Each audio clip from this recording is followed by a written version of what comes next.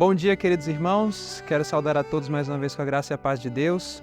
E hoje, então, nós vamos continuar o nosso estudo. E aí eu gostaria de aqui com vocês resumir todas as palestras, as mensagens que têm sido trazidas até agora em palavras da irmã White em um sermão de 1892, quando ela disse que a nossa luta não é tanto contra o pecado quanto em lutar para manter os pensamentos em Jesus. Essa é uma síntese que acredito que a mensageira do Senhor trouxe para nós em um dos seus sermões sobre em que consiste essa mensagem de justiça pela fé. E a gente tem falado muito até aqui sobre o poder da palavra de Deus. E é justamente pensando no poder da palavra de Deus que eu quero ver com vocês na Bíblia um pouco sobre a palavra de Deus e como que Jesus, enquanto esteve aqui, usando o poder da palavra, o que aconteceu? E não só o Jesus, mas também em toda a Bíblia a gente consegue ver um pouco do poder da palavra. Primeiro, Salmos 8 pergunta quem é o homem? E aí a gente lê em Provérbios 3,19 que Deus ele fundou a terra com sabedoria, com inteligência. Quando Deus criava, Isaías 44:24 pergunta quem estava lá com ele quando ele criou todas as coisas. Jó 38, verso 4 a 7 também faz a mesma pergunta. Onde estavas tu? Onde nós estávamos quando Deus criou todas as coisas? E Hebreus, que nós tínhamos lido aqui várias vezes esse texto, fala como tudo foi feito. E fala que foi tudo feito pelo poder da palavra de Deus. E aí nós temos também vários salmos que vão trazer a mesma ideia. Salmos 36, por exemplo, fala que ele falou e tudo se fez. O Salmos 29 agora fala da voz do Senhor. E esse texto é que eu quero ler com vocês na palavra de Deus. Vamos ver então o que diz Salmos 29, do verso 3 ao 9. Diz assim: Ouve-se a voz do Senhor sobre as águas, troveja o Deus da glória. O Senhor está sobre as muitas águas. E agora vai falar sobre a voz do Senhor. A voz do Senhor é poderosa. A voz do Senhor é cheia de majestade. A voz do Senhor quebra os cedros. Sim, o Senhor despedaça os cedros do Líbano. Ele os faz saltar como um bezerro, o Líbano e o Sirion como bois selvagens. A voz do Senhor despede chamas de fogo. A voz do Senhor faz tremer o deserto. O Senhor faz tremer o deserto de Cádiz. A voz do Senhor faz dar cria às corças e desnuda os bosques. E no seu tempo tudo diz glória. Queridos, que tremendo! A voz do Senhor é poderosa, cheia de majestade, quebra os cedros, quebra a rocha. A voz do Senhor faz tremer o deserto, faz com que as corças deem crias. Que coisa tremenda! A voz do Senhor é poderosa. É isso que diz a palavra de Deus. É interessante que aqui foi mencionado que a mesma palavra que lá no princípio criou as árvores, os astros, é a mesma voz, a mesma palavra que hoje os sustenta. A mesma voz que disse que a terra fosse coberta com erva verde, é a mesma palavra que ainda hoje faz com que o solo não fique desnudo. Sempre as ervas estão a brotar, as sementes estão a germinar. É a mesma voz, o mesmo poder da voz de Deus, hoje diante dos nossos olhos. Que coisa tremenda! E aí é interessante porque Deus fala e tudo surge. E aí Deus, é interessante nós notarmos que Ele colocou leis naturais em tudo que Ele criou. E onde está esse princípio bíblico? A irmã White fala sobre as leis da natureza. E será que isso está na Bíblia? Sim, isso está na Bíblia. Nós podemos ler, por exemplo, Jó 28, verso 24 a 26, onde diz o seguinte: Porque Ele, Deus, perscruta até as extremidades da terra, vê tudo o que há debaixo dos céus. Quando regulou o peso do vento, olha que científico que é a Bíblia. Fala que Deus regulou o peso do vento, ou seja, a Bíblia está dizendo que o vento tem densidade, tem um peso. E fixou a medida das águas. Agora olha o verso 26. Quando determinou o quê? Leis para a chuva e caminho para o relâmpago dos trovões. Ou seja, nós encontramos na Bíblia o princípio que Ellen White traz em seus escritos de que Deus colocou leis naturais. Sim, aqui está sendo dito que Deus determinou leis. Em outras Bíblias você pode encontrar também a palavra regras. Deus estabeleceu leis, regras para a natureza, as leis naturais. Que tremendo! E nós podemos ler ainda outros versos que falam do mesmo assunto. Salmos 148, verso 5 até o verso 6. Vai dizer o mesmo princípio para nós. E diz assim a palavra de Deus: Louvem o nome do Senhor, pois mandou e logo foram criados. Verso 6. E os confirmou eternamente para sempre. E lhes deu um decreto que não ultrapassarão. Então Deus colocou leis na natureza, e é interessante notar que essa palavra decreto é a mesma palavra que foi usada em Jó, ou seja, lei, decreto, ordem, regra. Deus deu para a natureza ordens, decretos. E aí tem um detalhe que o salmista acrescenta. Fala que a natureza, tudo que Deus criou, tudo que foi criado, não ultrapassaria, não quebraria a ordem, o decreto, a lei de Deus que ele colocou na própria natureza. Olha só, então vamos guardar esses pensamentos em mente que a palavra de Deus está trazendo aqui para nós. E aí nós avançamos para alguns outros textos. Jeremias traz o mesmo princípio. E aí agora eu quero abrir a Bíblia com vocês rapidamente em 3 versos, para nós fecharmos essa introdução. Salmo 103, e eu quero ler com vocês o versículo 20. Diz assim esse texto, falando dos anjos que estão no céu. Bendizei ao Senhor todos os seus anjos, vós que excedeis em força, que guardais os seus mandamentos, fazendo o quê? Obedecendo à voz da sua palavra. Então percebam, os anjos do céu obedecem à palavra, à voz de Deus, aquela voz que nós lemos lá em Salmos 29, que é poderosa, que é uma voz que faz quebrar os cedros, as rochas. Então, os anjos no céu obedecem à voz de Deus. Agora, abram em Marcos, capítulo 1, versículo 27. Quem foi o Criador? A Bíblia diz que foi o próprio Jesus. Jesus é o Criador. E quando Jesus veio a essa terra e também falou com a natureza que ele havia criado, o que aconteceu? Não só com a natureza, mas também com os demônios, que também são criaturas de Deus. Jesus também se empenhou na criação dos anjos. Os anjos no céu obedecem à voz de Jesus. Em Marcos capítulo 1, verso 21, verso 27, diz o seguinte: E todos se admiraram a ponto de perguntarem entre si, dizendo: Que é isto? Que nova doutrina é esta? Pois com autoridade, falando de Jesus, da autoridade de Jesus, ordena aos espíritos imundos e eles lhe obedecem. Olha só, os anjos no céu obedecem à voz de Jesus. Os demônios na terra que foram expulsos do céu obedecem à voz de Jesus. Agora, vamos para Marcos capítulo 4, versículo 41. E sentiram um grande temor, falando dos discípulos, e diziam uns aos outros: Mas quem é este que até o vento e o mar lhe obedecem? A natureza, a criação de Jesus, obedece à voz de Jesus quando este fala. E aqui fica a pergunta para nós pensarmos.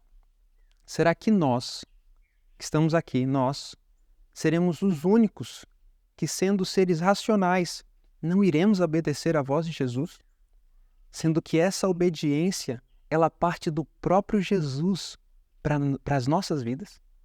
Será que nós vamos ser os únicos que vamos colocar uma vontade rebelde contra a vontade de Deus? Então, o que eu quero começar com vocês nessa mensagem é para nós entendermos que é um privilégio obedecer à voz de Jesus. É algo que os anjos no céu fazem, é algo que os demônios na terra não podem resistir, é algo que a natureza obedece, ela não ultrapassa os limites que Deus mesmo colocou. Obedecem às leis de Deus. E isso pode ser uma realidade conosco quando nós permitirmos que Jesus habite em nossos corações. E aí eu quero que nós tenhamos isso em mente durante toda a mensagem.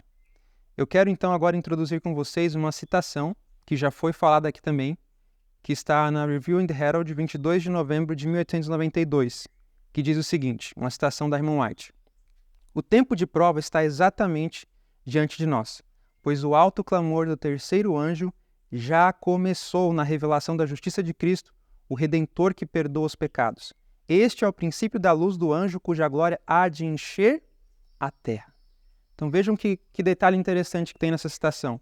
Aqui fala que o alto clamor do terceiro anjo já começou, não na proclamação, mas fala na revelação da justiça de Cristo.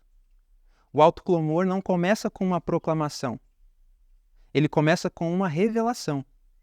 Por quê?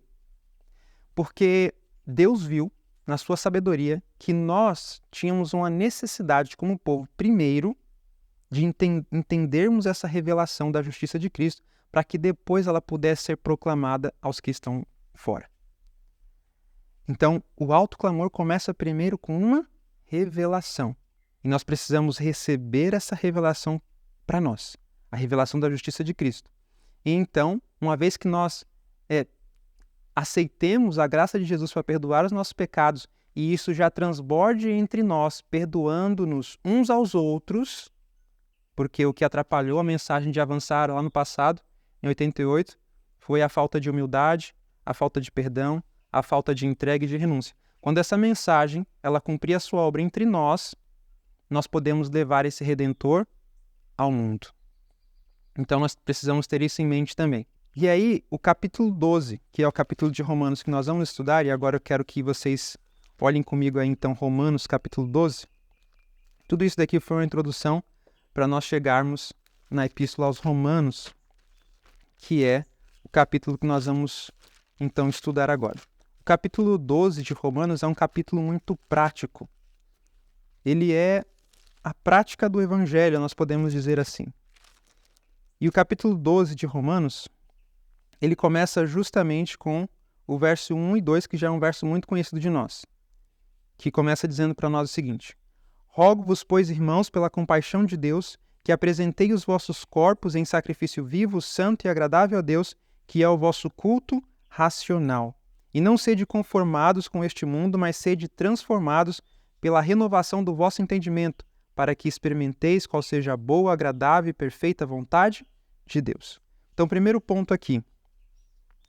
Nossa vida precisa ser um sacrifício, e isso é uma palavra que nós poderíamos colocar como sinônimo renúncia. A nossa vida precisa ser uma vida de renúncia, para que nós possamos estar vivos para Deus, e isso seja agradável a Deus. E aqui fala de um culto racional. E aí no verso 2, já fala para nós não sermos conformados com este mundo. Então há necessidade de um inconformismo na mente do cristão. Com o quê? Com o mundo. E por quê? Porque se nós passarmos mais tempo olhando para as coisas do mundo, nós seremos transformados à mesma imagem.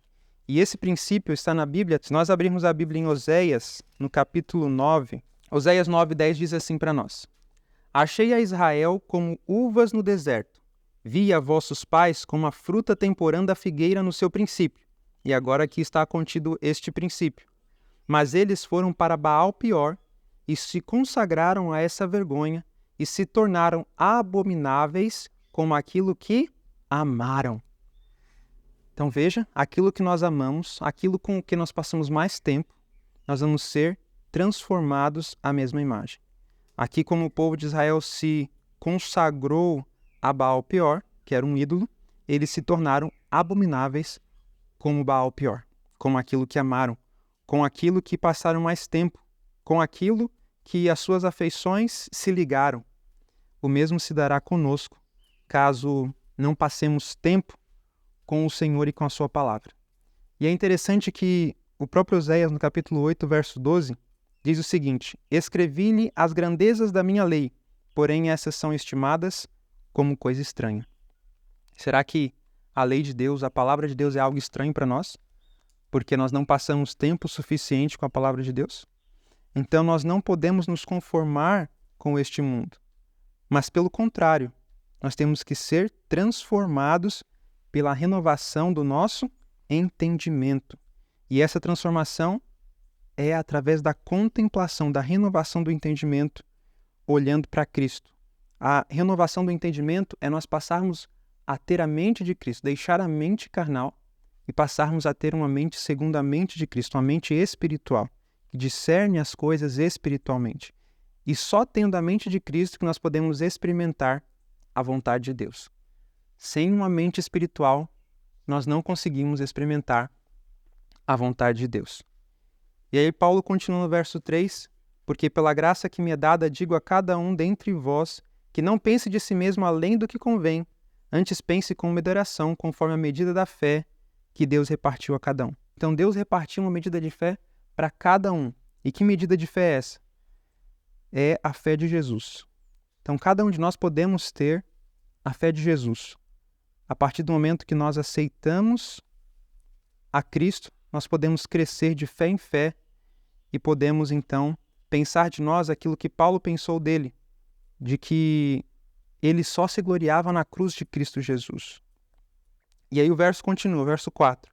Porque assim como em um corpo temos muitos membros e nem todos os membros têm a mesma operação, e aí Paulo agora vai começar a falar dos dons espirituais.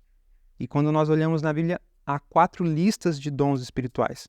Há uma aqui em Romanos 12, nós temos 2 em 1 Coríntios 12 e uma outra em Efésios capítulo 4. E tudo que está listado nessas 4 listas são dons do Espírito.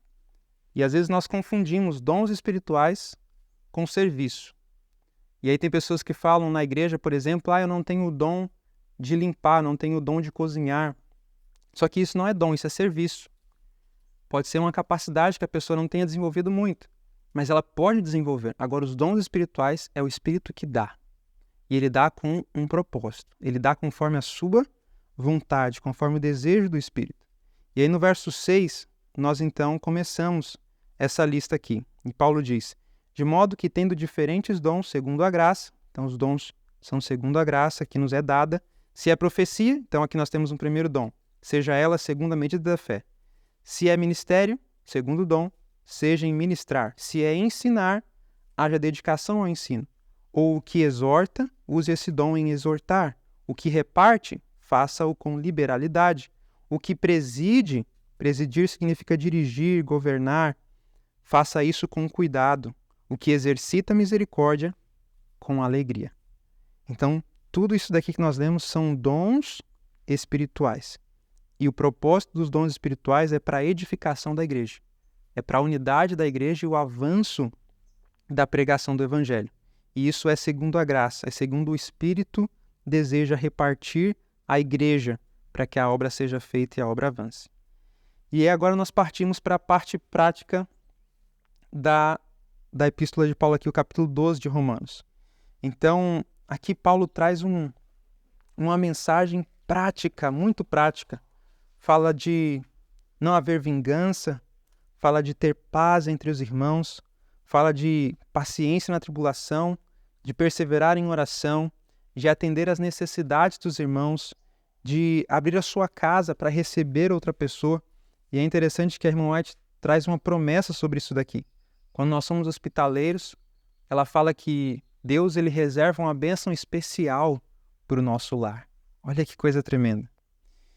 E fala também de não ambicionarmos coisas altas, talvez posições dentro da igreja, mas nos acomodarmos às humildes e não sermos sábios aos nossos próprios olhos. Então fala de humildade também. Então Deus ele tem um plano prático para quando a gente aceita a mensagem de justiça pela fé. Essa mensagem, ela, ao ser aceitada, precisa nos levar a fazer as obras de Cristo. Precisa nos levar a viver como Cristo viveu.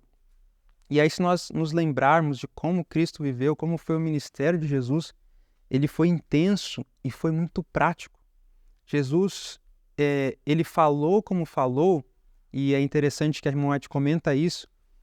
Os fariseus, certa vez, mandaram alguns homens para vigiar Jesus, e eles mesmos se convenceram da mensagem de Jesus como verdade.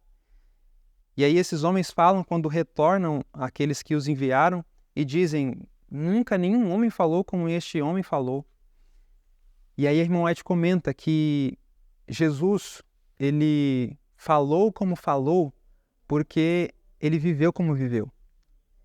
Jesus só falou tudo o que disse porque a vida dele, acompanhava todas as suas palavras. Ou seja, já a vida de Jesus era uma vida coerente. E aí nós temos em Atos capítulo 10, verso 38, uma descrição de como era o ministério de Jesus Cristo. Como Deus ungiu a Jesus de Nazaré com o Espírito Santo e com virtude, o qual andou fazendo bem e curando a todos os oprimidos do diabo, porque Deus era com ele. Então isso daqui é fantástico, porque se nós temos Jesus pela fé nos nossos corações, assim como Jesus, uma vez ungido pelo Espírito Santo, ele saiu e andou fazendo bem. Se Jesus também estiver em nós, se a justiça de Cristo estiver operando em nós, e a Bíblia diz que a fé opera pelo amor, nós vamos então andar fazendo bem. E aí acrescenta aqui logo algo específico sobre do que se trata fazer o bem. E aí diz, e curando a todos os oprimidos do diabo, porque Deus era com ele. Então, uma das facetas, um dos aspectos do ministério de Cristo era o ministério de cura. E nós vemos aí, por exemplo, em Mateus capítulo 4, verso 23, essas 3 áreas do ministério de Jesus. E percorria Jesus toda a Galileia, primeiro, ensinando nas suas sinagogas, segundo, pregando o evangelho do reino e terceiro, curando todas as enfermidades e moléstias entre o povo. Então, o ministério de Jesus ele estava dividido em 3 áreas. Ensino, e aí nós temos pregação, e terceiro, cura. Nós podemos colocar a cura como a obra médico-missionária. Então, Jesus ensinava, Jesus pregava e Jesus fazia a obra médico-missionária. E da mesma maneira, se Cristo estiver em nós, nós vamos andar fazendo bem. Nós vamos andar educando, ensinando, pregando e também fazendo a obra médico-missionária, curando.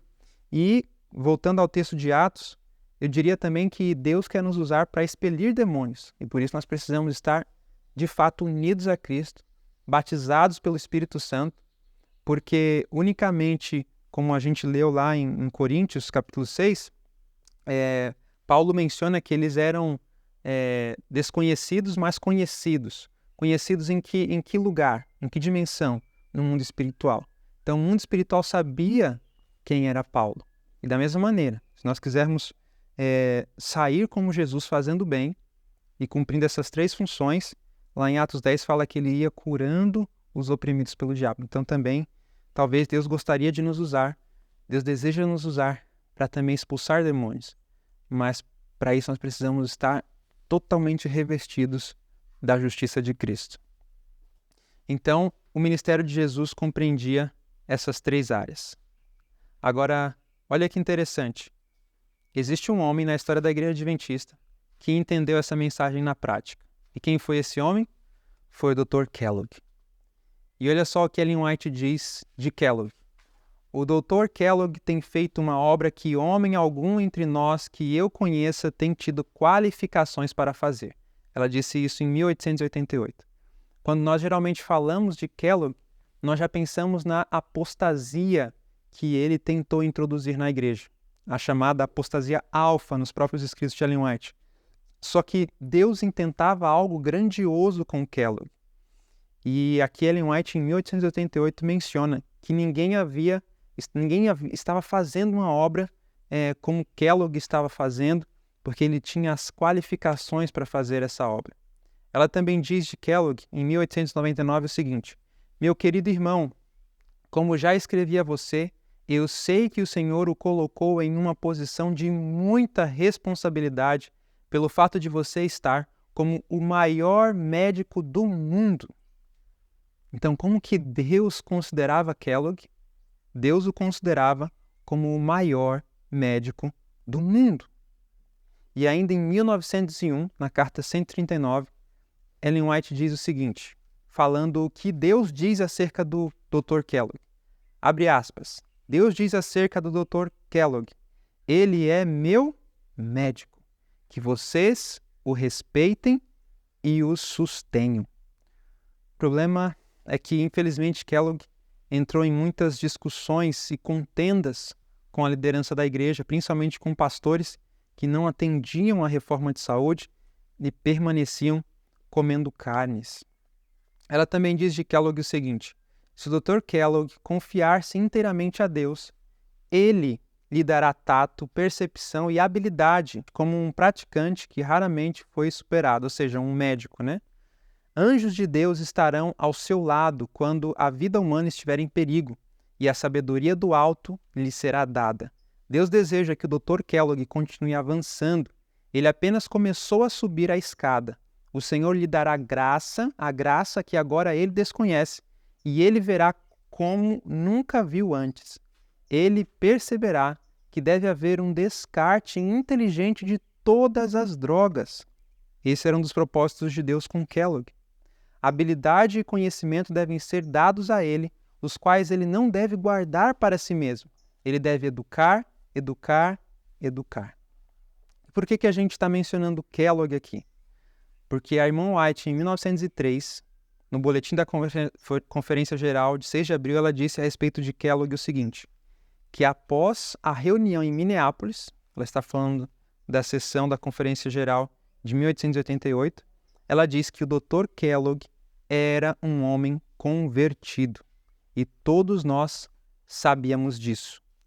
Pudemos ver o poder de conversão de Deus trabalhando em seu coração e vida. Então, ela diz que Kellogg, depois de 1888, era um homem convertido. Ele aceitou a mensagem que Wagner e Jones trouxeram naquela conferência, e aí ela fala que foi visível o poder de conversão, Deus trabalhando no coração e na vida de Kellogg. E aí é interessante que, a partir daí, Kellogg se aconselhou com Ellen White e orfanatos para receber crianças surgiram. Também hospitais foram construídos para receber os doentes, para receber pessoas de vários lugares dos Estados Unidos e até do mundo. Enfermeiras itinerantes saíram fazendo obra médico missionária e anunciando o evangelho a muitas pessoas, e um revivamento estava acontecendo. E essa parte prática da mensagem tinha que ver também com a obra médico missionária, a exemplo de Jesus Cristo, que saía curando ao fazer o bem às pessoas.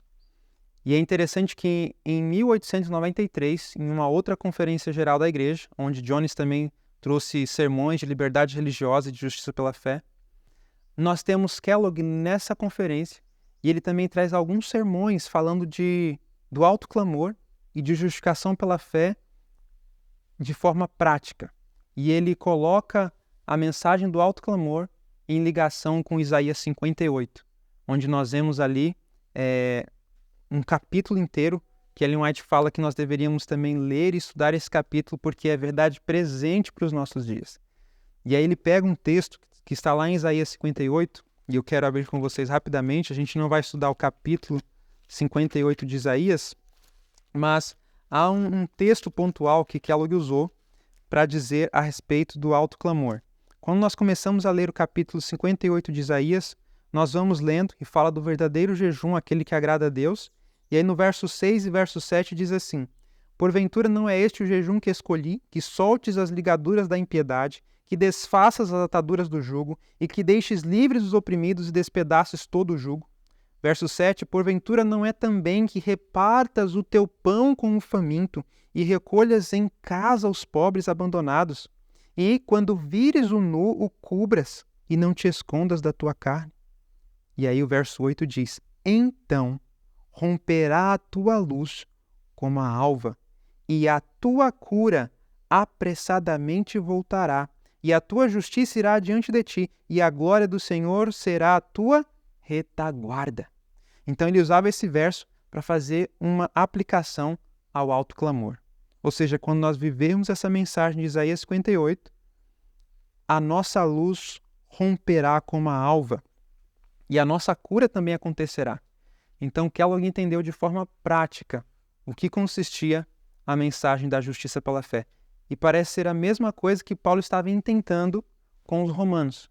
Depois de falar de toda a mensagem de justiça pela fé, ele traz um capítulo extremamente prático, mostrando que essa fé que ele disse, essa justificação que o crente pode receber e também a santificação, essa fé o leva a operar por amor. O leva a agir por amor com os seus semelhantes. E aí a irmã White diz, na meditação matinal Lugares Celestiais, o seguinte: há no coração de muitos um elemento de egoísmo. E aqui a gente vai entender a cura que apressadamente brota da própria igreja, aqui em Isaías 58. Porque diz que então romperá a tua luz como a alva e a tua cura, a cura da igreja. A igreja precisa de cura. Cura do quê? E a gente vai ver que é a cura da lepra, cura do pecado, cura do egoísmo. E esse texto vai trazer essa ideia para nós. Vejam só. Há no coração de muitos um elemento de egoísmo que se apega a eles como se fosse lepra. Por tanto tempo consultaram seus desejos, o próprio prazer e conveniência, que não julgam que os outros tenham algum direito sobre eles. Seus pensamentos, planos, esforços concentram-se neles mesmos. Vivem para si e não cultivam a desinteressada beneficência, o fazer o bem, que posta em prática a beneficência havia de aumentar e fortalecer-se até se tornar um deleite, que é o quê? Viver para o bem dos outros. Esse egoísmo deve ser reconhecido e verificado, pois é pecado grave à vista de Deus. Precisam praticar um especial interesse na humanidade. E assim fazendo, levariam o coração em mais íntima ligação com Cristo. Olha que interessante. Então, o nosso coração é levado em íntima ligação com Cristo por meio do estudo da Bíblia, por meio da oração. Mas sem o elemento prático, sem o id, primeiro a gente permanece através do estudo da Bíblia com Cristo, através da oração. Mas sem o id, a ligação com Cristo não é perfeita, não é completa. A gente vai ver isso em outros textos também. Então nós precisamos praticar um especial interesse na humanidade, porque foi para isso que Cristo veio à Terra. É a isso que o Evangelho irá nos levar a fazer, a ter um interesse especial na humanidade.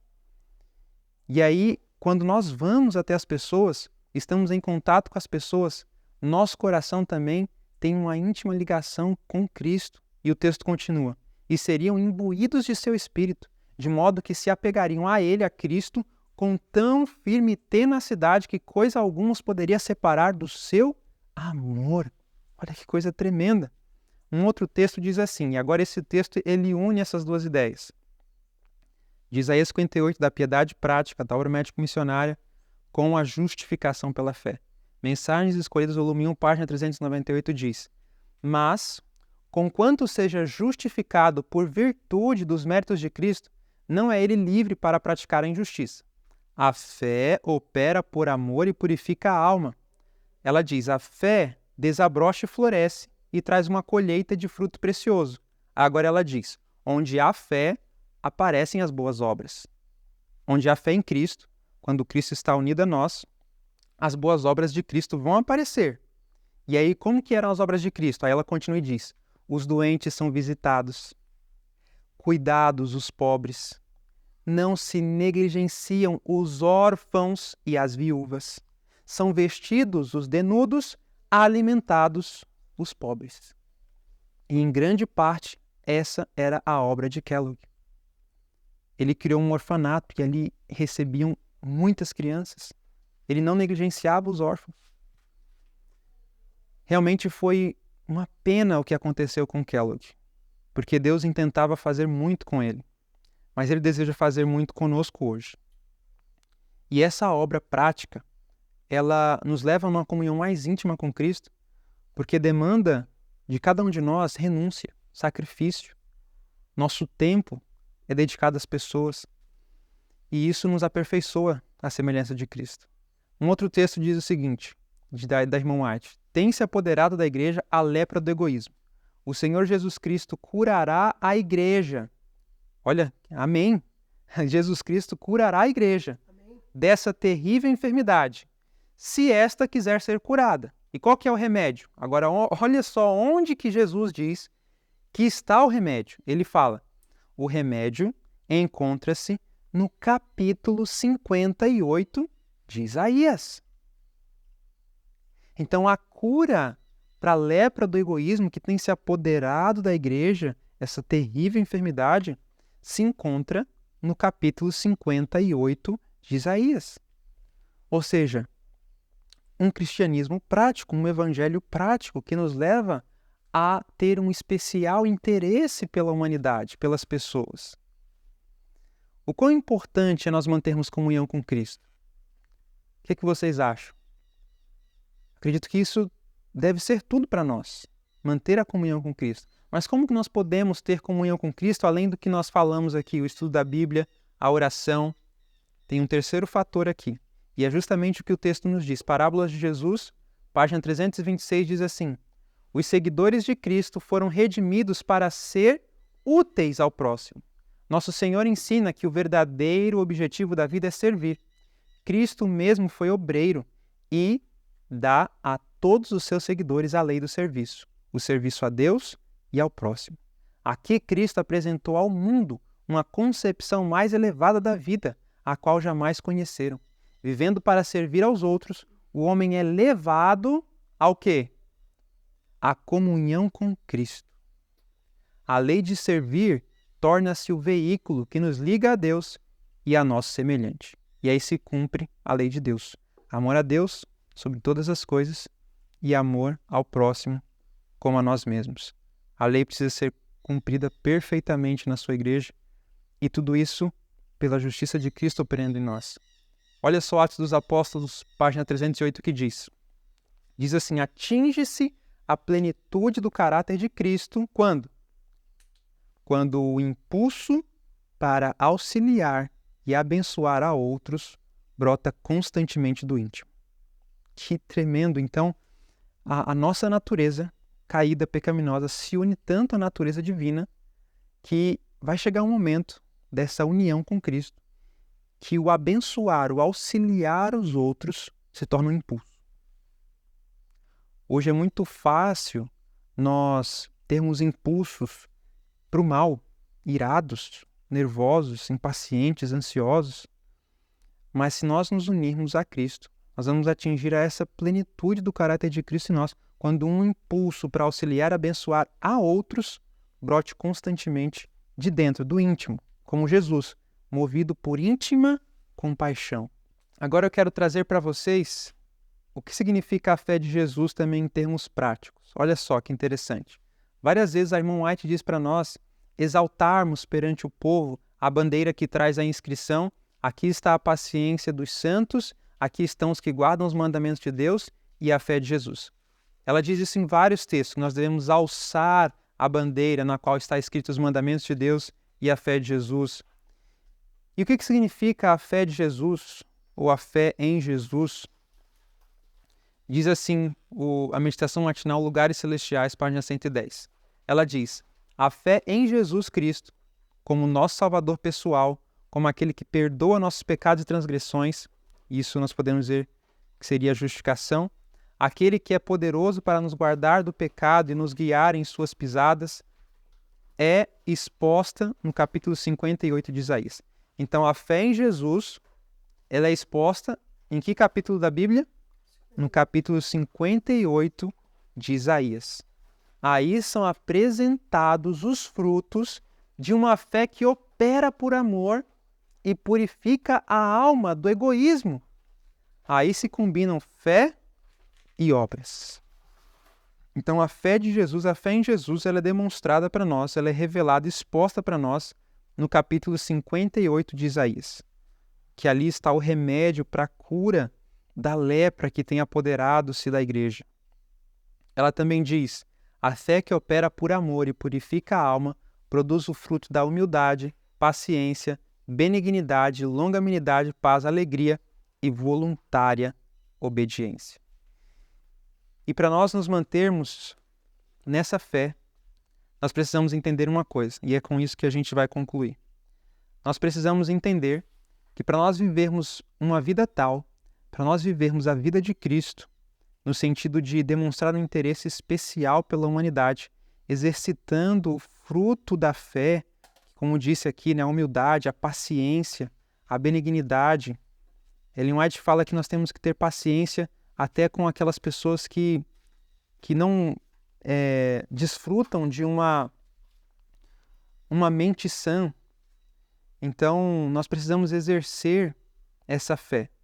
E aí nós precisamos entender uma coisa, nós precisamos entender a lei da vida, que nós precisamos apenas receber para comunicar. Nós somos apenas um conduto, nós somos apenas como um rio, por onde sempre fluem águas novas. Então nós precisamos sempre estar prontos a receber para então repartir. E esse princípio está em toda a Bíblia, e Paulo sabia muito bem disso. Paulo viveu isso. Por isso Paulo, ele se manteve até o fim, guardou a fé. Veja só o que diz minha consagração hoje. Diz assim: ao repartirmos, continuaremos a receber. E quanto mais repartirmos, mais recebemos. Amém?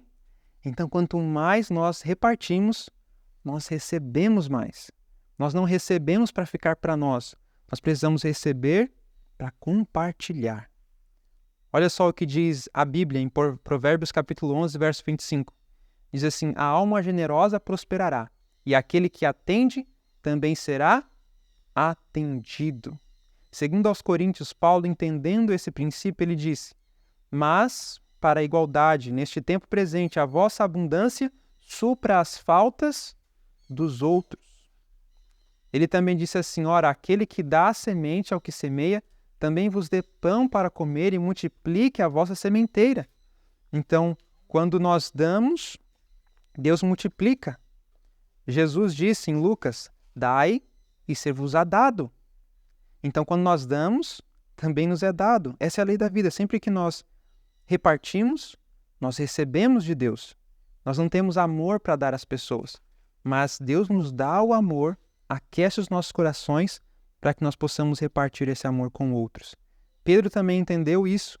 1 de Pedro 4,10 diz assim: cada um administre aos outros o dom como o recebeu, como bons despenseiros da multiforme graça de Deus. Então nós administramos, repartirmos como nós recebemos. 1 Coríntios, Paulo, de forma bem clara agora, traz esse pensamento, quando diz assim: porque primeiramente vos entreguei o que também recebi, que Cristo morreu por nossos pecados, segundo as Escrituras. Então, Paulo passava aquilo que ele recebia. Um outro texto, Testemunhos para a Igreja, volume 7, página 52, diz que a apresentação da verdade presente, desde a primeira letra do alfabeto até a última, significa esforço missionário. Vejam que coisa interessante. A apresentação da verdade presente, isso inclui todas as mensagens que nós estamos tratando aqui, desde a primeira letra do seu alfabeto até a última, significa esforço missionário. A obra a ser feita clama por sacrifício a cada passo. Desse serviço abnegado, os obreiros sairão purificados e refinados como o ouro provado no fogo.